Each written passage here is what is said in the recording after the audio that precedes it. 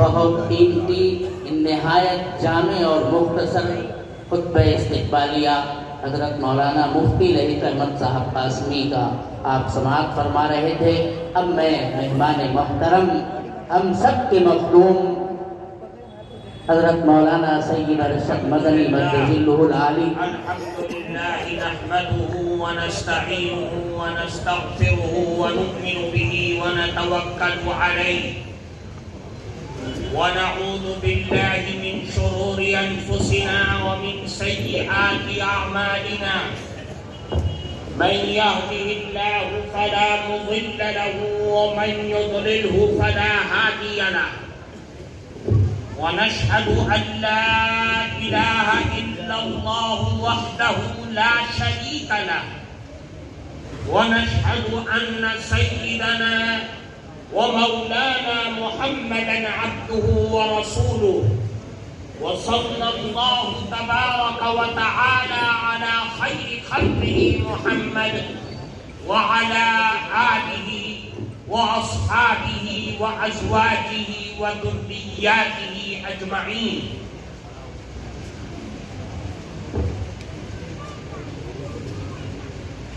أما بعد فقد قال الله تبارك وتعالى في القرآن المجيد يا أيها الذين آمنوا ادخلوا في السلم كافة ولا تتبعوا خطوات الشيطان إنه لكم عدو مبين۔ محترم حضرات علماء کرام اور اس عظیم الشان اجلاس میں موجود ہمارے معزز بزرگوں اور عزیز طلبہ،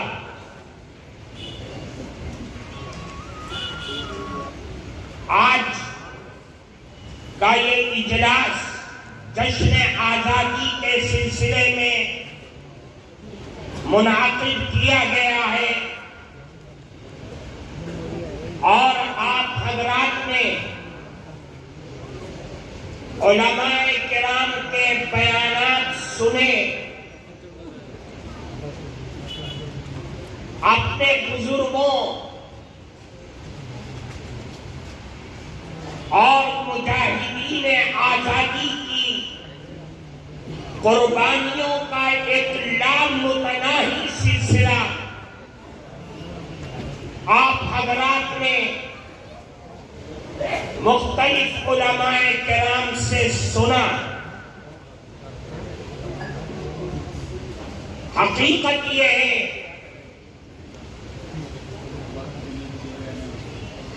کہ جو قوم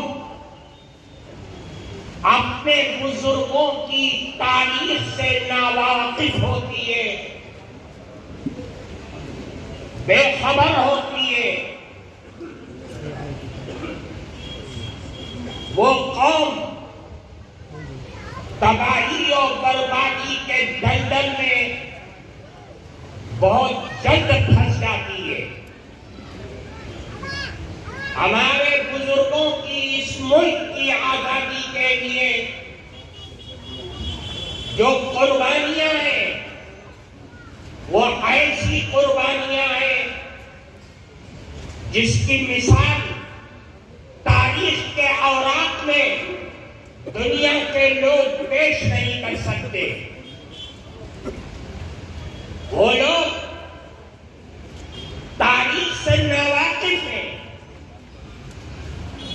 تاریخ سے چھیڑ چھاڑ کرنے والے ہیں، تاریخ کو مسخ کرنے والے ہیں، جو اس ملک کی آزادی کے لیے 1857 سے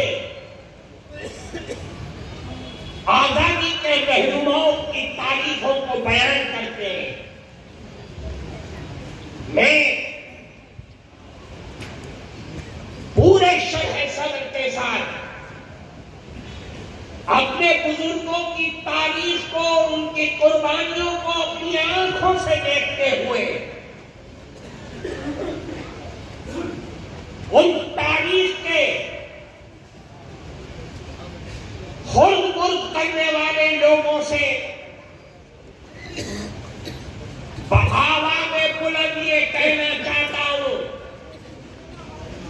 کہ اس ملک کی آزادی کے لیے ہمارے بزرگوں کی قربانیوں کا سلسلہ 50 70 اور 80 سال کا نہیں ہے، بلکہ آپ دیکھیں کہ ہندوستان کا وہ شیر ببر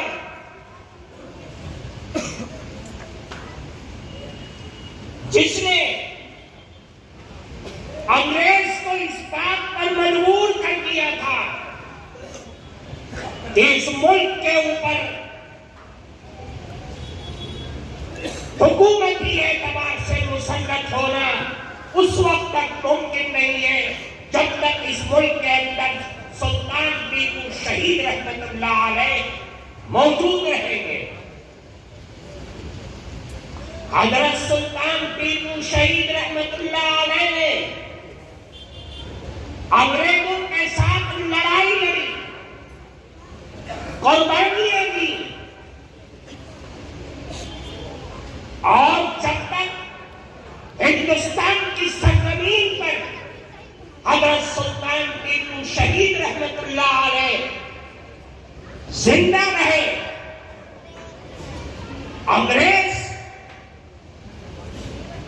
ہندوستان پر پوری طرح قابل ہونے کو سوچ بھی نہیں سکتا تھا۔ لیکن اللہ کا فیصلہ غالب آیا اور حضرت سلطان ٹیپو شہید رحمت اللہ علیہ 1799 کے اندر انگریز جیسے ظالم اور جابر حکمرانوں کے ساتھ لڑائی لڑتے ہوئے شہید ہو گئے اپنے ساتھیوں کے ساتھ۔ انگریز ان کی قبر پر کھڑے ہو کر کے یہ کہتا ہے کہ آج سے ہندوستان ہمارا ہے، جو جس شیر نے اس کی ناک میں لکیر ڈال رکھی تھی آج وہ شیر سو گیا ہے۔ لیکن شیر تو شہید ہو گیا، لیکن اس کے دل سے نکلنے والی وہ چنگاری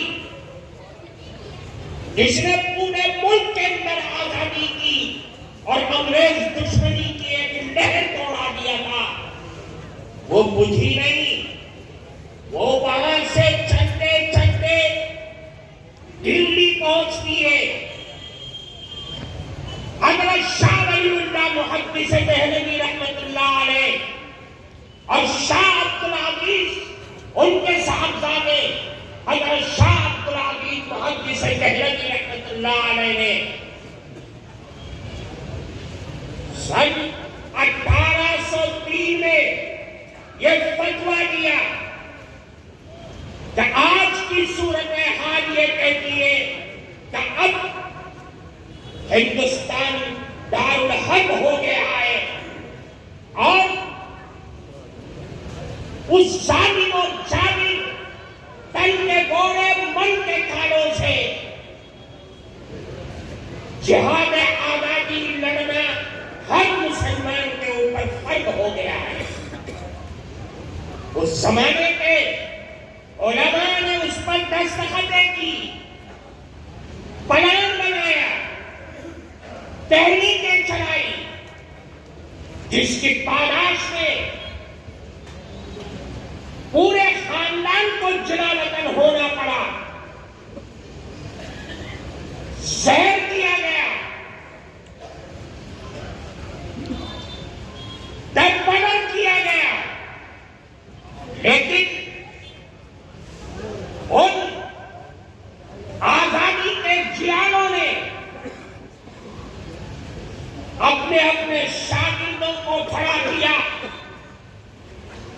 جو ممتاز شاگرد تھے۔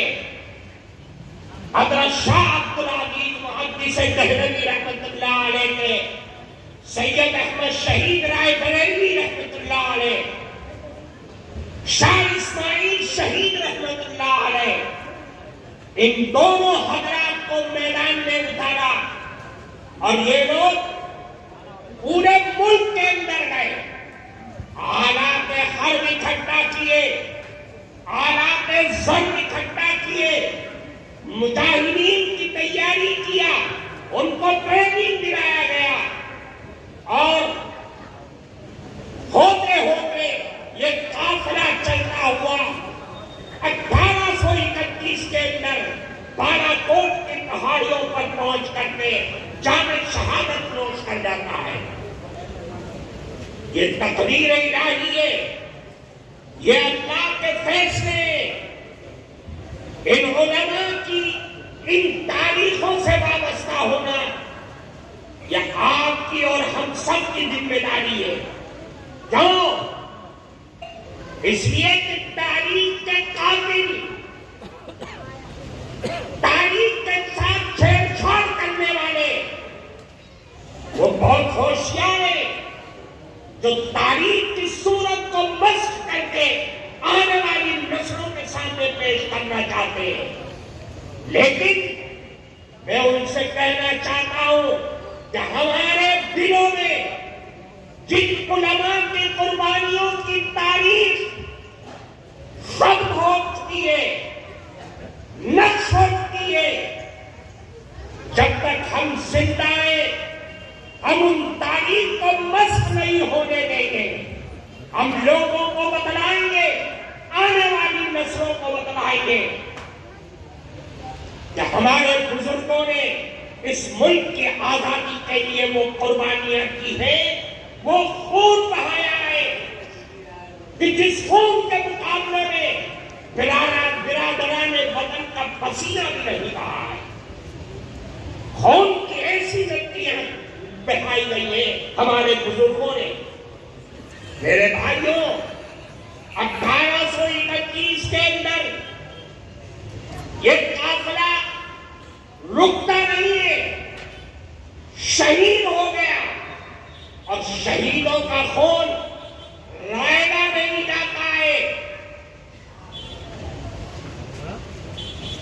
وہ انگیٹھی جو چلائی گئی تھی شاہ ولی اللہ کے در سے، اس انگیٹھی کے اندر ابھی چنگاریاں موجود ہیں جو اس تحریک آزادی کو لے کر کے کھڑے ہوئے علماء صادق پوری میدان میں آئے، اور ان لوگوں نے انگریزوں کے مقابلے کے لیے مورچہ کھول لیا اور تحریک ولی اللہ کو زندہ کرتے رہے، یہاں تک کہ یہ قافلہ پھر دلی پہنچا، میرٹھ، مظفر نگر، تھانہ بھون، اور وہاں پہنچ کر کے اس قافلے نے اپنے سپہ سالار منتخب کیا حضرت حاجی امداد اللہ مہاجر مکی رحمۃ اللہ علیہ کو۔ تحریک ولی اللہ کے اس پورے قافلے سے جو حضرت شاہ عبد العزیز محدث دہلوی رحمۃ اللہ علیہ کے جہاد آزادی کے جس جذبے کو جس نے اپنے اندر سمیٹا تھا، وہ مولانا مملوک علی صاحب رحمۃ اللہ علیہ جو استاد الاساتذہ تھے، جو حضرت مولانا قاسم نانوتوی، حضرت مولانا رشید احمد گنگوہی رحمۃ اللہ علیہ سب کے استاد تھے، انہوں نے تحریک ولی اللہ کو مولانا قاسم نانوتوی، مولانا رشید احمد گنگوہی، ان تمام لوگوں کے سینے میں جذب کر لیا۔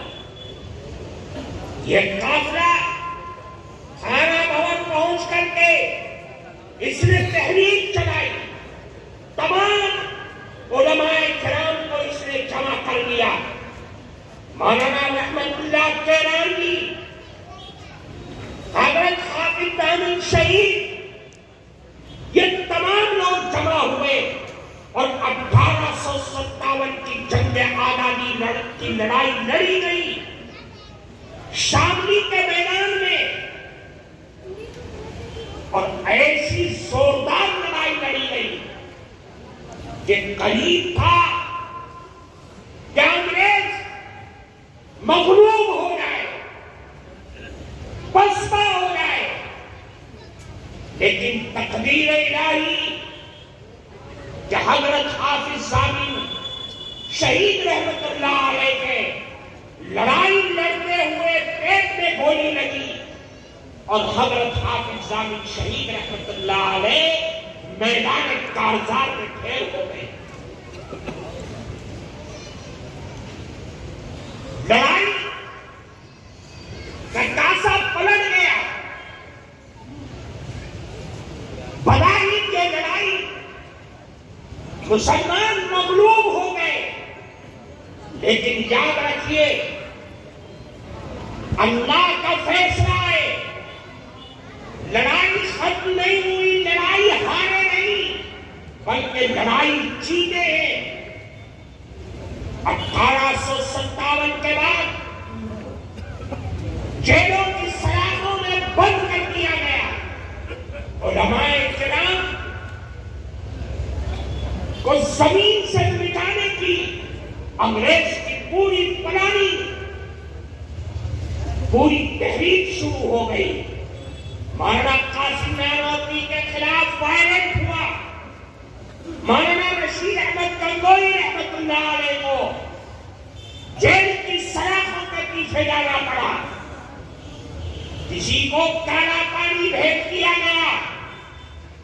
اب جیلوں کو علماء کرام سے آباد کر دیا گیا, سولی پر چڑھا دیا گیا. لیکن یہ تمام علماء کرام انہوں نے چیخ و پکار نہیں کیا, انہوں نے انصاف کی گہار نہیں لگائی, بلکہ آزادی وطن کے لیے اپنا دین, اپنا دھرم, اپنا مذہب سمجھ کر کے یہ لڑ رہے تھے. اس بنیاد پر ان کو قربانی دینا اور شہادت کا درجہ حاصل کرنا ان کے دل کا سب سے بہتر فیصلہ. اس لیے میرے عزیز دوستو, آج وہ نادان ہیں جو ان علماء کی تاریخ اور ان کے تذکرے کے بغیر ہندوستان کے آزادی کی تاریخ کو بیان کرتے ہیں. وہ نادان ہیں, وہ جاہل ہیں, تاریخ کو سمجھتے نہیں ہیں. لیکن یاد رکھیے ہمارے بزرگوں کی تاریخ کو بالا کوٹ, جیلوں کی سلاخوں میں, شاملی کے میدانوں میں جہاں چاہو گے وہاں ہمارے بزرگوں کی تاریخ اور قربانیوں کا سلسلہ ملے گا. نہیں, میں آپ سے کہنا چاہتا ہوں کہ آپ ہندوستان کی سرزمین سے ان مٹیوں کے خاک اور ان کے ذروں کو اٹھا کر کے دنیا کی بڑی سی بڑی لیبرٹی میں, دنیا کے بڑے سے بڑے جانچ کے اداروں میں آپ بھیج دیجیے. آپ کو اس ہندوستان کی زمین کے ذرات کے اندر علماء دیوبند اور علماء حق کے خون کے ذرات ملیں گے. قربانیوں کا ایک لامتناہی سلسلہ ہے. 1857 کی جنگ آزادی ہو گئی اور اس آزادی کے بعد جو قہر ہندوستان کی ان فضاؤں نے دیکھا ہے, ان آسمان کے سورج اور ستاروں نے دیکھا ہے, وہ تاریخ کے اوراق اور تاریخ کے الفاظوں میں لکھا ہوا ہے. میرے پاس زبان نہیں ہے کہ میں اس کو بول سکوں. ہر طرح کی قربانیاں دی, لیکن دبے نہیں, ہار نہیں مانی. کون لوگ تھے جو اپنے اندر, اپنے سینے میں لوہے کا جگر رکھتے تھے؟ وہ نہتے تھے, ان کے پاس پیٹ بھر کے کھانے کو نہیں تھا, لیکن ایک چیز تھی, رسول اللہ کی غلامی اور رسول اللہ کے متوالوں کا نقشہ تھا. رسول اللہ کی مکی زندگی تھی اور مدنی زندگی تھی, اور جنگ بدر سے لے کر کے فتح مکہ تک تمام جنگوں کا نقشہ ان کے سامنے موجود تھا. وہ نقشہ उनको हारने नहीं देता था, वो नक्शा उनको उभारता था और ये सिलसिला चलता रहा। 1857 के बाद नक्शा बदल गया हिंदुस्तान। जो इस मुल्क पर अंग्रेज का हुक्मरान आया, उसने मौका समझ करके वो लोग कि जिनके आबा और अजदाद जंग आबादी के लिए लड़ाई लड़ रहे थे, अंग्रेज के दुश्मन बने हुए थे, आज वो जेलों की सलाखों में या सूली के फंदे पर लटक चुके हैं। उनकी औलाद जो यतीम हो गई, बेसहारा हो गई, उसने हिंदुस्तान पर कब्जा जमाने के साथ साथ ये फैसला किया कि अब हम इनके ऊपर मेहनत करके ईसाइयत को इनके दिल और दिमाग के अंदर उतारेंगे। उसने ऐलान किया, आओ हम तुम्हें फ्री में खाना देंगे, फ्री में किताबें देंगे, फ्री में तालीम देंगे, हमारे पास अपने बच्चों को भेजो, हम इनको वजीफा भी देंगे। जब हालात बदले, माफी का ऐलान हुआ, हजरत मौलाना कासिम नानोतवी, हजरत मौलाना रशीद अहमद गंगोही और जितने उलमाए देवबंद थे वो मैदान में आए तो नक्शा बदला हुआ था। वो हुकूमत जिसके दौरे इक़्तिदार में कभी सूरज गुरूब नहीं होता था, इतनी लंबी और ताकतवर हुकूमत रखने वाला वो ऐलान कर रहा है, फ्री में खाना, फ्री में किताबें, फ्री में तालीम, आओ हमारे पास, हमारे स्कूलों में भेजो, ईसाई पादरी तुम्हारी खिदमत करने के लिए तैयार है।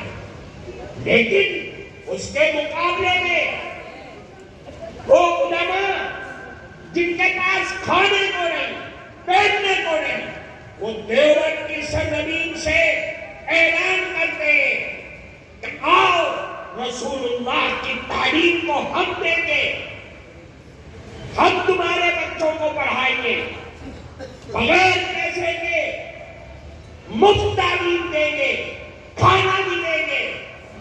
और ठीक 10 साल के बाद दारूल देवबंद की बुनियाद डाल दिया। दारूल की बुनियाद सिर्फ एक तालीमी इदारा नहीं था, ये तहरीकी कारखाना था जिसमें से अफराद तैयार करते थे कि आज जो लोग जिहाद आबादी की लड़ाई लड़ रहे थे वो तो इस दुनिया से खत्म हो गए, लेकिन इस कारखाने से हम दोबारा से अफराद तैयार करेंगे और अंग्रेज के खिलाफ जंग लड़ने वाले एक जियादे सपूतों की एक ढेर तैयार कर देंगे। चुनाचे वही हुआ। मौलाना कासिम नानोतवी रहमतुल्लाह अलैह ने इधर मदारिस पर जाल बिछाने की कोशिश किया और दूसरी तरफ लामज़हबियत, लादीनियत और ईसाइयत के खिलाफ कमर बस्ता होकर के मैदान के अंदर कूद पड़े और हर जगह उनका मुकाबला किया।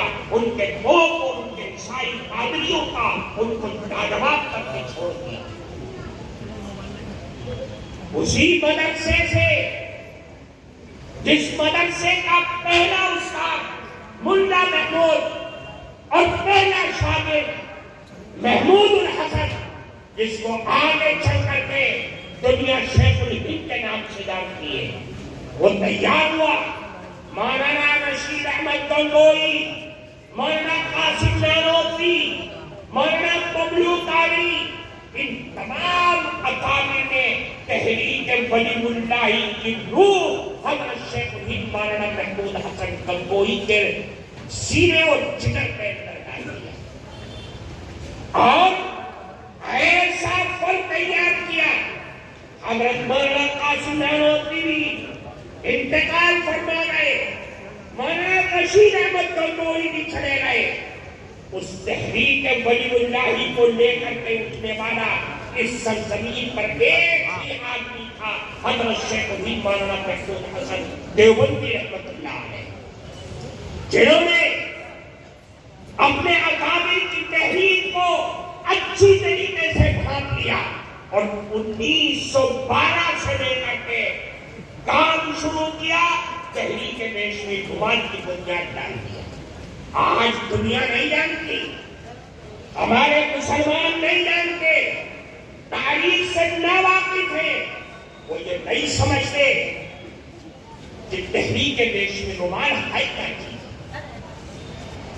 تحریک نیشنی رومان ایسی تاریخ ہے، ایسی تحریک ہے جس میں یہ فیصلہ کیا گیا کہ پوری دنیا کے اندر انگریز کے خلاف ایک فضا ہموار کیا جائے۔ چنانچہ حضرت شیخ الہند رحمۃ اللہ علیہ نے چین بھیجا، جاپان بھیجا، امریکہ بھیجا، روس بھیجا اور اپنے قافلوں کو بھیجا کہ جاؤ وہاں کی زبان میں لوگوں کا ذہن بناؤ، مائنڈ واش کرو اور یہ بتاؤ کہ جب تک ہندوستان آزاد نہیں ہوگا دنیا کے اندر جتنے غلام بنے ہوئے ملک ہیں وہ کبھی بھی آزاد نہیں ہو سکتے۔ چنانچہ محنت کیا، اپنے شاگرد مولانا عبید اللہ سندھی رحمۃ اللہ علیہ کو تیار کر کے افغانستان کے اندر بھیج دیا۔ سرحدی علاقے میں جا کر کے انہوں نے محنت کی، کوشش کی اور آزاد حکومت کی بنیاد ڈالی۔ میرے بھائی، یہ تاریخ ہے۔ حضرت شیخ الہند رحمۃ اللہ علیہ نے یہ پلان بنایا تھا کہ ایک تاریخ متعین کرتے اندرون ملک اور بیرون ملک بغاوت کا اعلان کر دیا جائے۔ اندرون ملک بغاوت ہو اور بیرون ملک سے حملہ ہو تاکہ انگریز اس ملک کو چھوڑنے پر مجبور ہو جائے۔ تاریخ متعین ہو گئی۔ حضرت شیخ الہند رحمۃ اللہ علیہ ہندوستان سے چل کر کے عراق پہنچ گئے، 2 سال وہاں رہے۔ وہاں انور پاشا سے ملاقات کی، غالب پاشا سے ملاقات کی اور ان کا مائنڈ واش کیا، ان کو سمجھایا اور ترک کو، سلطنت عثمانیہ کو اس بات پر آمادہ کیا کہ آپ ہندوستان کی آزادی کے لیے ہماری نصرت کو قدر فرمائیں گے۔ چنانچہ وہ تیار ہو گئے، لیکن شریف مکہ جو انگریزوں سے ملا ہوا تھا اس نے ان کی ساری جعلسازیاں، ساری تحریک کو انگریزوں کے حوالے کر دیا اور وہ ریشمی گمان پر جو ہندوستان سے مولانا عبید اللہ سندھی رحمۃ اللہ علیہ نے لکھ کر کے بھیجا تھا، اس راز کو فاش کروا دیا، وہ پکڑا گیا۔ پھر کیا تھا؟ تاریخ کا آئینہ بدل گیا۔ میں یہ باتیں آپ کو بتا رہا ہوں، آپ سمجھیں اس بات کو کہ ہمارے بزرگوں نے کیا قربانیاں کی ہیں۔ نہتے لوگ تھے، بے سہارا تھے، لیکن تاریخ کا جو نقشہ پڑتا ہے وہ کون سی طاقت تھی، وہ میں طاقت کی طرف آپ کو لے کر کے جانا چاہتا ہوں۔ آپ سمجھیے، اس کی پالاش میں حضرت شیخ الہند رحمۃ اللہ علیہ کو قید کر لیا گیا اور یہاں سے نکال کر کے مالٹا لے گئے۔ ان کے شاگرد مولانا حسین احمد مدنی، مولانا عزیر گل پشاوری، مولانا حکیم نصرت حسین صاحب اور مولانا وحید میاں مدنی، ان تمام 5 لوگوں کو مالٹا کے قید خانے میں لے جا کر کے بند کر دیا۔ لیکن اتنا بڑا آدمی وہاں انگریز نے، باوجود اس کے کہ انگریز کے سب سے بڑے دشمن تھے، لیکن عزت کے ساتھ پیش آئے۔ خاطر توالوں کی کوئی ظلم نہیں کر سکے۔ 3 سال 7 مہینہ جیل کی سلاخوں کے اندر بند رہے۔ میرے بھائیوں، میں نے کہا آپ نے سن لیا، لیکن مالٹا کی فضائیں، مالٹا کی آب و ہوا وہ کیسی ہے؟ آپ اس سے اندازہ لگائیے کہ انگریز کے جو سب سے بڑے دشمن ہوا کرتے تھے اس زمانے کے اندر ان کو مالٹا کے تہخانوں میں بند کیا جاتا، اس کو جھیلا، اس کو برداشت کیا، 3 سال 7 مہینے کے بعد رہائی ہوئی، بمبئی آئے، اور اس زمانے کے اندر 1919 کے اندر بمبئی کی شہر کے اندر ایسا استقبال ہوا کہ آج تک اس زمانے کی تاریخ لکھنے والے کہتے ہیں کہ کسی آدمی کا بمبئی کی سرزمین پر ایسا استقبال نہیں ہوا، لیکن اپنے قدم کو پیچھے نہیں ہٹایا، لوگ آئے، بھاولپور کے وزیر آئے سر عبدالرحیم بخش، انہوں نے کہا کہ مولانا آپ شیخ الحدیث ہیں، حدیث کا درس دیا کرتے تھے، آپ کے جانے کے بعد حدیث کی مسند سنی ہو گئی، آپ اپنی زندگی کو اس میں لگائیے، کیوں انگریز کے خلاف لڑائی لڑنے پر آمادہ ہے؟ آپ کہیں ہم خانقاہیں بنوا دیں، آپ کہیں تو آپ کی حیات اور زندگی کی ضروریات کو پوری کر دیں، آپ کیوں اس چکر میں پڑ رہے ہیں؟ حضرت شیخ الہند رحمت اللہ علیہ نے جواب دیا، وہ سن لیجیے آپ۔ حضرت شیخ الہند نے کہا میں بوڑھا ہو گیا ہوں، میرا چلنا پھرنا مشکل ہے، لیکن میں یہ عزم و یہ حوصلہ لے کر کے آیا ہوں کہ اگر مجھ سے چلا نہیں جائے، میں اپنے شاگردوں سے کہوں گا مجھے چارپائی پہ لٹا دو اور چارپائی کو اپنے کاندھوں پہ اٹھاؤ، میں ہندوستان کے کونے کونے میں جا کے کہوں گا کہ انگریز کی غلامی، انگریز کے ہندوستان کے اندر رہنا اور اس سے آزادی کے لیے لڑائی لڑنا ہم مسلمان کے اوپر کر رہے، ہر ہندوستانی کے اوپر کر رہے۔ میرے عزیز دوستو، ساری تکلیفیں برداشت کیا، لیکن پاؤں کے اندر حبہ برابر بھی لفظ شریف پیدا ہوئی، جس کو دیکھ کر کے انگریز وائسرائے یہ لکھتا ہے کہ شیخ الہند محمود حسن وہ آدمی ہے کہ اگر اس کی لاش کو جلا کر کے راکھ کر دیا جائے تو اس کے باپ سے بھی انگریز کی دشمنی کی بو آئے۔ میرے عزیز دوستو، یہ ہمارے اکابر تھے جنہوں نے قربانیاں دی ہے، ان قربانی کو یاد کرنا، ان کا ذکر کرنا، ان کو پڑھنا ہر مسلمان کے بچے پر لازم اور ضروری ہے۔ میرے عزیز دوستو، آج تاریخ کے دشمن بیٹھے ہوئے جو تاریخ کو بدل رہے، ان تاریخ کے اوراق سے کسی مسلمان کا نام نہیں ہے سوائے مولانا ابوالکلام آزاد کے۔ بہت مشکل سے آ گیا، نام تو ان کا آ گیا، کہاں گئے وہ نام؟ کہاں گئے کالا پانی کی سزا کاٹنے والے وہ علماء دیوبند، وہ علماء حق، وہ کہاں گئے؟ مولانا جعفر خانیسری کا نام کیوں نہیں آتا؟ جن کو کالا پانی نے جا کر کے بند کر دیا، وہ کالا پانی کی تاریخ کو لکھتے ہیں کہ ہمیں انگریز نے لوہے کی سلاخوں کے پنجروں میں بند کیا، اور ان پنجروں میں کیل لگی ہوئی تھی کہ ہم بیٹھ بھی نہیں سکتے تھے، لیٹ بھی نہیں سکتے تھے، ہمارے جسم سے خون بہتا تھا اور آنکھوں سے آنسو بہتا تھا۔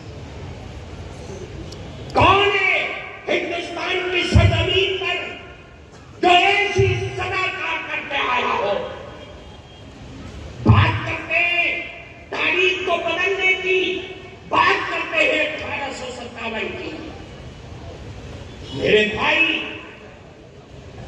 ہندوستان کے آب و ہوا میں، ہندوستان کی سرزمین پر میں پھر آپ سے کہنا چاہتا ہوں کہ ہمارے بزرگوں نے جو خون کے قطرات بہائے، ان خون کے قطرات کے سامنے برادران وطن کا پسینہ بھی نہیں بہتا۔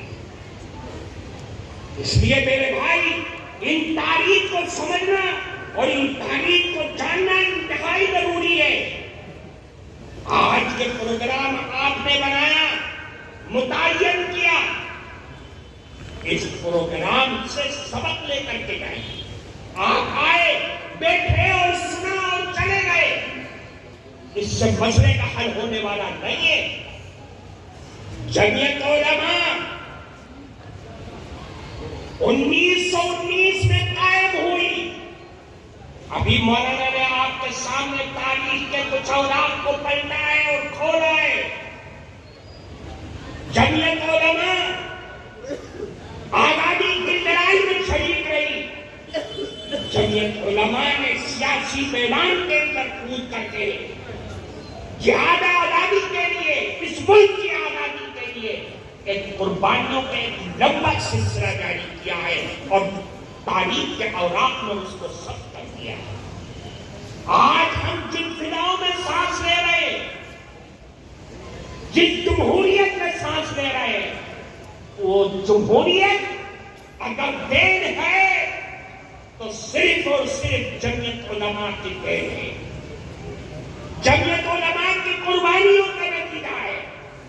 ورنہ وہ لوگ کہ جنہوں نے اس ملک کے اندر تقسیم کرایا اور پاکستان کے نام پر اپنا ملک آزاد لے لیا، اسلام کے نام پر، اس کے بعد یہاں رہ جا گیا، چند مسلمان رہ گئے، لوگ کہنے لگے مسلمانوں نے اسلام کے نام پر ملک لے لیا، اب یہ ملک ہندو اسٹیٹ بننا چاہیے۔ مولانا ابوالکلام آزاد، مولانا عبدالرحمان سوہاگی، مولانا حسین احمد مدنی رحمہ اللہ گاندھی جی کا ہاتھ پکڑ کے بیٹھ گئے اور کہا کہ آپ سے ہمارا وعدہ ہر اسٹیج پر یہ رہا ہے کہ جو ملک کی آزادی قریب آتی رہی، آپ سے ہم وعدہ کرتے رہے اور آپ ہم سے وعدہ کرتے رہے کہ آزادی کے بعد اس ملک کا قانون سیکولر قانون بنے گا۔ وہ لوگ کہ جنہوں نے تقسیم وطن کیا ہے، نہ ہم نے اس پر دستخط کیا ہے، نہ ہماری قوم کی، جنہوں نے کیا ہے اس پر دستخط، وہ اس کے ذمہ دار ہیں۔ میرے بھائیوں، آج یہ سیکولر قانون بن گیا، لیکن افسوس ہے کہ آج اس سیکولر قانون کی دھجیاں اندھیری جا رہی ہیں۔ کچھ لوگ بیٹھے جو اس طریقے کی نفرت کی سیاست کر رہے ہیں۔ میں آپ سے کہنا چاہتا ہوں، جمعیت علماء کا پیغام سنانا چاہتا ہوں، مولانا ارشد مدنی کا پیغام سنانا چاہتا ہوں کہ آپ یاد رکھیں، پیار اور محبت ہمارے اس ملک کی جان ہے، آزادی سے پہلے بھی جان رہی ہے اور آزادی کے بعد بھی جان رہی ہے، اور یہی جان اور یہی چیز ہے جو اس ملک کی جمہوریت کو باقی رکھ سکتی ہے۔ اگر آپ نے بھی نفرت کا دامن ہاتھ میں لے لیا، محبت کا دامن چھوڑ دیا، تو یاد رکھیے، جو لوگ اس قانون کو، سیکولر قانون کو ہٹا کر کے ایک قانون کی دھجیاں ادھیڑنا چاہتے ہیں، نفرت کی سیاست کرنا چاہتے ہیں، ان کے مقاصد اور ان کی پلاننگ عام سامنے آ جائے گی، غالب آ جائے گی، اور آپ ہار جائیں گے اور اس ملک کا قانون آ جائے گا۔ اس لیے میرے بھائیوں، جمعیت علماء آپ سے کہتی ہے، پیار اور محبت کے رشتوں کو ختم نہ ہونے دیجیے، توڑنے مت دیجیے، اس کے اندر وہ جان ہے جو نفرت کی دیواروں کو ختم کرنے کی کھوکھلا ہے۔ پیار و محبت کے اندر بڑی جان ہے، بڑی طاقت ہے۔ وہ پیار و محبت ہم جس مذہب کو مانتے ہیں اس مذہب کی جان اور روح ہے. جس پیار و محبت نے مکہ مکرمہ میں جو رنگ دکھلایا اور مدینہ منورہ میں آ کر کے رنگ دکھلایا. اس پیار و محبت نے فتح مکہ کے موقع پر بھی رنگ دکھلایا. جس پیار و محبت کی بنیاد پر اسلام مکے کی گلی سے نکل کر کے مدینے کی گلیوں میں پہنچا اور مدینے کی گلیوں سے نکل کر کے جزیرۃ العرب میں پہنچ گیا اور جزیرۃ العرب سے نکل کر کے ساری دنیا کے اندر اسلام کا بول بالا ہوا. یہ پیار اور محبت نہیں. ہمارے پاس اس سے بڑا ہتھیار کوئی نہیں ہے. یہی اسلام کا بم ہے, یہی اسلام کا ایٹم بم ہے. پیار اور محبت سے بڑھ کر کے کوئی چیز ہے. اس لیے میرے بھائیوں, میں نے آپ کے سامنے قرآن کریم کی ایک آیت پڑھی تھی, یا ایھا الذین آمنوا ادخلوا فی السلم کافہ. اے ایمان والو, جس مذہب کو ہم مانتے ہیں, جس اسلام اور جس شریعت کو ہم مانتے ہیں, وہ کوئی نیا نہیں ہے, کوئی آج اور کل کا نہیں ہے, وہ بہت پرانا ہے. اس سے پرانا کوئی مذہب نہیں ہے. اس اسلام اور اس مذہب میں پورے داخل ہو جاؤ. اللہ رب العزت والجلال کے آپ سے اے مسلمانوں, اسلام میں پورے داخل ہو جاؤ. کیوں؟ اسلام ساری دنیا کے جو مذاہب ہیں آپ اس کا مقابلہ کر لیجیے. تمام مذہب, چاہے وہ یہودی ہو, عیسائی کا ہو, چاہے جینی کا ہو, چاہے ہندو, کوئی بھی مذہب ہو, کسی قوم, کسی فرد سے جڑ کر کے وہ مذہب بنا ہے یا کسی ملک کی بنیاد پر وہ مذہب بنا ہے. لیکن مذہب اسلام وہ واحد مذہب ہے جس کی نسبت اس اللہ کے ساتھ ہے جو اس کائنات کا مالک ہے. اللہ نے قرآن میں فرمایا, صبغۃ اللہ ومن احسن من اللہ صبغہ. اللہ کا رنگ ہے اور اللہ کے رنگ سے بہتر اور رنگ ہو سکتا ہے. اس رنگ سے مراد یہ مذہب اسلام ہے جو آپ کو اطاعت اور فرمانبرداری کی دعوت دیتا ہے. اس لیے میرے بھائی, آپ مسلمان ہیں, عبداللہ اور عبدالقادر نام ہے, آپ کے نام رکھنے کا نام اسلام نہیں ہے. اسلام کو اپنے اندر اطاعت اور فرمانبرداری کا ایک لمبا سلسلہ دکھاتا ہے.